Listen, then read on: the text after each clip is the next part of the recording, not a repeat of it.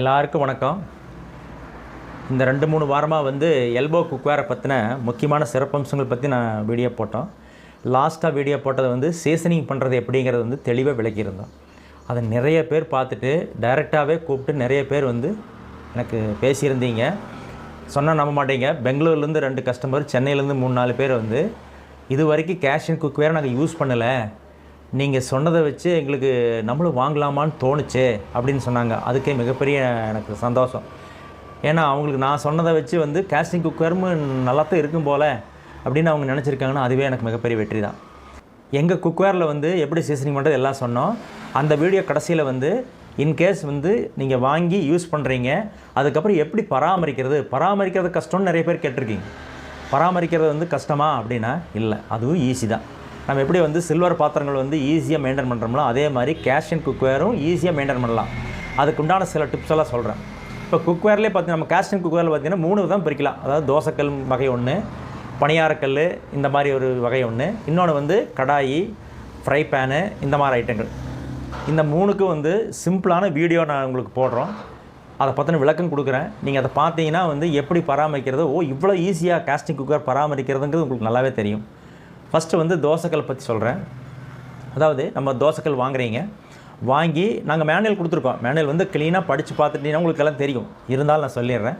வாங்குறீங்க, packing பிரிக்கிறீங்க, தோசைக்கல்லில் soap போட்டு அந்த ப்ரஷ் இருக்கும். நீங்கள் ஒயர் மெஷ் கிடையாதுன்னு சொல்கிறது, சாதாரண பச்சை கலரில் பச்சை கலரில் இருக்கும். அந்த ப்ரஷ்ஷில் சோப் ஆயில் போட்டு லேசாக கழுவி அப்படியே நீங்கள் தோசை அடுப்பில் வச்சு எண்ணெய் ஃபஸ்ட்டு 2 தோசை விளக்கெண்ணெய் ஊற்றி நல்லா மொந்தமாக ஊத்தாப்ப மாதிரி ஊற்றிட்டு 3ஆவது தோசை ஆஸ் யூஸ்வல் நம்ம குக்கிங் ஆயில் யூஸ் பண்ணி தோசை சுட்டுக்கலாம். தோசை சுட்டு முடிக்கிறீங்க, முடிச்சோடனே அடுப்பு ஆஃப் பண்ணிட்டு அப்படியே தூக்கி வச்சிடக்கூடாது. மெயின்டெனன்ஸுங்கிறது அதுதான். அதாவது ரீசீசனிங், மெயின்டெனன்ஸு, பராமரிக்கிறது இது எல்லாமே ஒன்று தான். ரீசீசனிங் நாங்கள் இப்போ சீசனிங் பண்ணி கொடுக்குறது டெம்பரவரி சீசனிங். 2வது ரீசீசனிங் உங்கள் கையில் இருக்குதுன்னு அன்றைக்கே சொல்லியிருப்பேன். அது எப்படின்னா, நீங்கள் தோசை சுடுறீங்க, சுட்டு முடிச்ச உடனே அடுப்பை ஆஃப் பண்ணிடுறீங்க, தண்ணி எடுத்து மேலே நல்லா தொளிக்கிறீங்க. தொளிச்சிங்கன்னு என்ன ஆகும், ஹீட்டாக இருக்கிறதுல நல்லா கொதிக்கும். கொதிக்கிற போது ஒரு துணி வச்சுருப்பீங்க, துணி எடுத்து நீட்டாக எல்லா பக்கம் தொடச்சிங்க அப்படின்னா நம்ம தோசை சுட்ட மாவு அங்கங்கெல்லாம் இருக்கும், லைஸாக கருகுனது எல்லாம் சுத்தமாக போயிடும். போன கடைசியில் 1 ஸ்பூன் எண்ணெய் ஊற்றுங்க. ஊற்றிட்டு துணி வச்சு நல்லா எல்லா பக்கம் அப்ளை பண்ணி எடுத்து வச்சுருங்க. இதுதான் மெயின்டெனன்ஸ், இதுதான் ரீசீசனிங், இதுதான் பராமரிக்கிறது. ஓகேங்களா?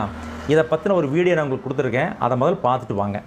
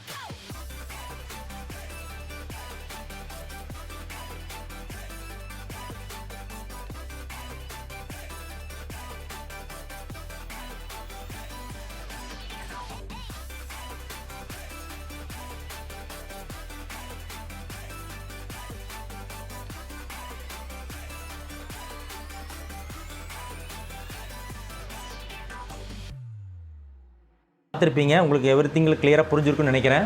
இது தாங்க மெயின்டெனன்ஸு. 1 மாதம் கழித்து, அதாவது நீங்கள் மேலே மட்டுமே சுட்டுடனே ஆயில் போட்டு வைப்பீங்க. பாட்டம் சைடு அதே மாதிரி கேஸ் பர்னர் எரியிற போது அங்கே கீழே இருக்கிற சீசனிங் எல்லாம் போயிருக்கும் இல்லையா? அப்போ அது என்ன பண்ணிங்கன்னா மந்த்லி ஒன்ஸு பின்னாடி ஆயில் போட்டு வைங்க. அவ்வளோதான் மெயின்டெனன்ஸு. அடுத்து சப்பாத்தி கல். சப்பாத்தி கல் நம்ம சப்பாத்தி தேய்க்கிற போதே வர மாவு, ட்ரை மாவை மேலே அப்ளை பண்ணி தேய்ச்சி தான் நீங்கள் வந்து சப்பாத்தி சுடுவீங்க இல்லைங்களா? சப்பாத்தி சுடுற போது அந்த ட்ரை மாவெல்லாம் என்ன ஆகும் அப்படின்னா சப்பாத்திக்கல்ல வந்து டெபாசிட் ஆகி அப்படியே வந்து ஹீட்டுக்கு வந்து பர்ன் ஆகி ஒட்டிக்கும். கரெக்டுங்களா? ஒட்டி நீங்கள் அடுத்த சப்பாத்தி சுடுறீங்க, அப்படியே பண்ணிகிட்டே இருப்பீங்க. சப்பாத்தி சுட்டு முடிச்சுட்டு அப்படியே ஆஃப் பண்ணி எடுத்து வச்சிடக்கூடாது. ஏன்னா சுற்றியுமே எல்லாம் வந்து ட்ரை மாவெல்லாம் வந்து அப்படியே கருகி ஒட்டியிருக்கும். நீங்கள் அப்படியே வச்சுருந்தீங்கன்னா நெக்ஸ்ட்டு சப்பாத்தி சுடுற போது வந்து அது டெபாசிட் கடைசியில் ஒரு 6 மாதத்துலேயே சப்பாத்திக்கெல்லாம் பார்க்க முடியாத மாதிரி ஆயிடும். என்ன பண்ணுறீங்கன்னா ஃபஸ்ட்டு வாங்கின உடனே வந்து ஆயில் போட்டு ஃபஸ்ட்டு கழுவிட்டு ஆயில் போட்டு சப்பாத்தி சுடுறீங்க. சுட்டுட்டே வர்றீங்க, ஒரு 20 சப்பாத்தி சுட்டு முடிக்கிறீங்க. முடிச்ச உடனே அதே மாதிரி தோசைக்கல்லுக்கு சொன்ன மாதிரியே தண்ணி எடுத்து நல்லா தொளிக்கிறீங்க. துணியை வச்சு நல்லா தேய்ச்சிங்கன்னா அந்த வரமாவெல்லாம் பர்ன் ஆனது எல்லாமே நீட்டாக க்ளீன் ஆகிடும். க்ளீன் ஆனோடனே 1/2 ஸ்பூன் எண்ணெய் ஊற்றி அதே மாதிரி துணி போட்டு தேய்ச்சி அப்ளை பண்ணி எடுத்து வச்சிட்றீங்க. இது தாங்க மெயின்டெனன்ஸ், இதுதான் பராமரிக்கிறது, இதுதான் வந்து ரீசீசனிங். இப்படி பண்ணிகிட்டே வர என்ன ஆகும்னா அந்த ஹீட்டில் வந்து ஆயில் அப்ளை பண்ணி தேய்க்கிறீங்க இல்லையா, அது திரும்ப பண்ணிட்டு வர்றபோது என்ன ஆகுனா அந்த கல்லுடைய கலரே வந்து அப்படியே பிளாக்கிஷாக மாறிட்டு வரும். ஒரு வருஷம் ஆகிற போது நல்ல முடி கலரில் கருன்னு ஆயிரும். அதுக்கப்புறம் நீங்கள் என்ன பண்ணாலும் பண்ணாட்டியும் ஒன்றும் ஆக போகிறதில்ல, ரஸ்ட் ஃபார்ம் ஆக சான்ஸே என்றைக்குமே வராது. இது 2 எப்படின்னா தோசைக்கல் வகையில் வர்ற மாதிரி வருது. அதாவது இது ட்ரையில் செய்கிறதுனால அவ்வளோ சீக்கிரம் ரஸ்ட் ஃபார்ம் ஆகாது. இதே வந்து பணியாரக்கல் அதே மாதிரி தான். பணியாரக்கல் வந்து ஆயில் ஊற்றி நீங்கள் வந்து பணியாரம் சொல்கிறீங்க, அப்படியே எடுத்து வச்சிடுறீங்க. அதே மாதிரி வந்து க்ளீனாக தண்ணி தெளிச்சு விட்டு நல்லா துணி வச்சு தேய்ச்சிட்டு ஆயில் போட்டு வச்சிட்டிங்கன்னா அதுவும் ரீசீசனிங் ஆகிட்டே இருக்கும். இதெல்லாம் வந்து எந்த பிரச்சனையும் இல்லாமல் நீங்கள் யூஸ் பண்ணலாம். ரஸ்ட் ஃபார்மேஷன் வந்து அவ்வளோ சீக்கிரம் இந்த மாதிரி வகையில் குக்வேர்லாம் ஆகிறதுக்கு சான்ஸ் இல்லை. சரிங்களா? அதே மாதிரி சப்பாத்திகளுக்கு இப்போ சொன்னேன் இல்லைங்களா, இதை வந்து எப்படி ரீசீசனிங் பண்ணுறோம், எப்படி பராமரிக்கங்க வந்து அந்த வீடியோ பார்த்துட்டு வந்துடுங்க.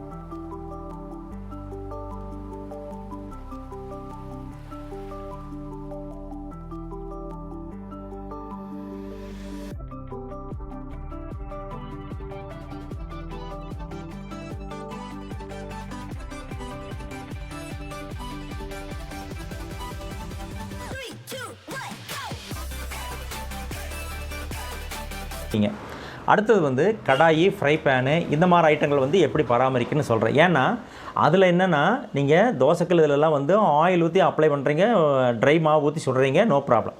பட் கடாயெல்லாம் அப்படி இல்லை. கடாயி நீங்கள் வந்து ஃப்ரை பேனெல்லாம் வந்து தண்ணியில் குழம்பு மாதிரி வைப்பீங்க, கிரேவி மாதிரி வைப்பீங்க இல்லைங்களா? அப்போ அதை எப்படி மெயின்டைன் பண்ணுறதுன்னு பார்த்தீங்கன்னா சிம்பிளாக அதுவும் இதே மாதிரி தான். நீங்கள் வந்து எங்கிட்ட வாங்குறீங்க, சோப் போட்டு கழுவுறீங்க, நீங்கள் குக் பண்ணுறீங்க. குக் பண்ணி முடிச்ச உடனே நீங்கள் என்ன பண்ணுறீங்கன்னா அதே மாதிரி சோப் போட்டு நல்லா கழுவி அடுப்பு மேலே எடுத்து வச்சு பர்னரை ஆன் பண்ணிங்கன்னா அந்த தண்ணி பூரா ட்ரை ஆயிருமா? தண்ணி ஆகுனா அதே மாதிரி ஒரு 1/2 ஸ்பூன் எண்ணெய் ஊற்றி துணி வச்சு அழகாக எல்லா பக்கம் உள்ளே வெளியே எல்லாம் அப்ளை பண்ணி எடுத்து வச்சுருங்க. இதான் பராமரிக்கிறது. ரைட்டுங்களா? இப்போது இதை வந்து எங்களுக்கு ஒரு சின்ன வீடியோ முதல்லேருந்தே போடணும்னு ஆசை இருந்தது. ஒரு கஸ்டமர் கரெக்டாக எங்கள் ஷாப்லேருந்து ஒரு 2 கிலோமீட்டரில் ஒரு அம்மா வந்து ஃப்ரை பேன் வாங்கியிருந்தாங்க. ஃப்ரை பேன் வாங்கிட்டு நாங்கள் கேட்லாக் புக் கொடுத்துருக்கோம், கேட்லாக் புக்கை படிக்கலை. என்ன பண்ணிட்டாங்கன்னா ஃப்ரை பேன் யூஸ் பண்ணி ஏதோ ஃப்ரை பண்ணியிருக்காங்க, சேவையை ஏதோ ஃப்ரை பண்ணிவிட்டு அவங்க என்ன பண்ணிட்டாங்கன்னா அதுக்குள்ளே தண்ணி ஊற்றி ஒரு அரை இதுக்கு தண்ணி ஊற்றி அப்படியே வச்சுட்டாங்க 2 நாள். என்ன ஆகும்? கேஸோட தன்மை என்ன? ரஸ்ட் ஃபார்மேஷன் ஆகிற தன்மை. க்ளீனாக ரஸ்ட் ஃபார்ம் ஆகிடுச்சு. அந்த அம்மா ஃபோன் பண்ணி சார் இப்படி ரஸ்ட் ஃபார்ம் ஆகிடுச்சு, என்ன பண்ணுறதுன்னு தெரியல. நான் கேட்டேன், நாங்கள் கொடுத்த மேனுவல் புக்கை படிச்சிங்களான்னு. படிக்கலை சார்னுச்சு. படித்து பார்த்துட்டு கூப்பிடுங்க என்ன. படித்து பார்த்துட்டு கூப்பிட்டு என்ன சொல்கிறாங்கன்னா, சாரி சார் நான் தப்பு பண்ணிட்டேன், நான் படிக்கவே இல்லை, என்ன பண்ணுறதுன்னு தெரியல, சொல்லுங்கள் சார் நான் க்ளீன் பண்ணிக்கிறேன்னாங்க. நான் என்ன சொன்னேன், நிறைய பேர் இந்த மிஸ்டேக் பண்ணுறாங்க, அவங்களுக்கு ஒரு வீடியோ போடுறதுக்கு வந்து எங்கள் குக்வேர் அது மாதிரி எங்களுக்கு இல்லையேன்னு கஷ்டப்பட்டுருக்கோம், முதல்ல எங்கிட்ட கொடுங்க, நானே வந்து அதை க்ளீன் பண்ணி ஒரு வீடியோ போட்டலாம், எல்லாத்துக்கும் யூஸ்ஃபுல்லாக இருக்குன்னு சொல்லி அதை கொண்டு கொடுக்க சொன்னால் கொண்டு கொடுத்தாங்க. அதை எப்படி க்ளீன் பண்ணுறது, எப்படி வந்து ரீசீசன் பண்ணுறது, ஆயில் அப்ளை பண்ணுறதுன்னு சொல்லி அதை நாங்கள் ஒரு வீடியோ போட்டிருக்கோம், அதையும் பார்த்துட்டு வந்துடுங்க.